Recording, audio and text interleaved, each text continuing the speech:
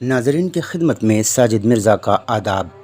लखीमपुर खीरी तशद्दुद की मुखालफत में आज महाविकास अघाड़ी ने महाराष्ट्र बंद का ऐलान किया था।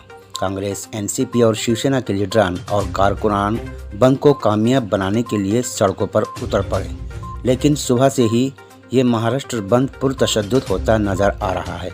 मुंबई, पुणे, नागपुर समेत सभी बड़े शहरों में सड़कों से गाड़ियां गायब हैं और दुकानें मुकम्मल तौर पर बंद बताई जा रही है। सिर्फ ज़रूरी खदमात वाली दुकानें खुली हुई है। ज़राए अबलाग के मुताबिक मुंबई से मुत्तसिल थाने के एक ऑटो रिक्शा ड्राइवर की पिटाई का वीडियो मौसूल हुआ है।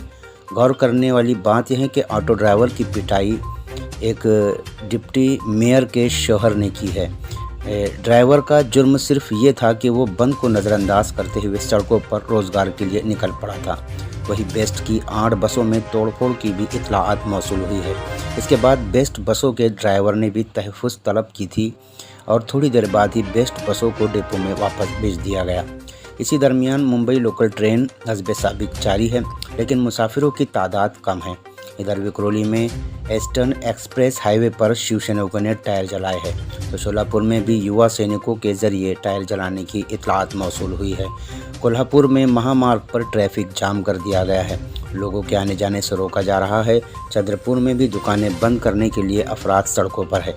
बंद को लेकर महाराष्ट्र के साबिक वज़ीर आला देवेंद्र फडणवीस ने हुकूमत पर निशाना साधते हुए कहा कि इस पूरे मामले पर हाई कोर्ट नोटिस ले। उन्होंने कहा कि रियासती हुकूमत और महानगर पालिका की मिलीभगत है। वाज़ेह रहे कि इससे कबल सुप्रीम कोर्ट और बॉम्बे हाई कोर्ट ने भी इस तरह के बंद पर पाबंदी आयद की है। उन्होंने कहा कि हम दरख्वास्त करते हैं कि अदालत इस पर नोटिस ले। इसी के साथ साजिद मिर्ज़ा को इजाज़त दीजिए। इंशाअल्लाह जल्द मुलाकात होगी। अल्लाह हाफिज़।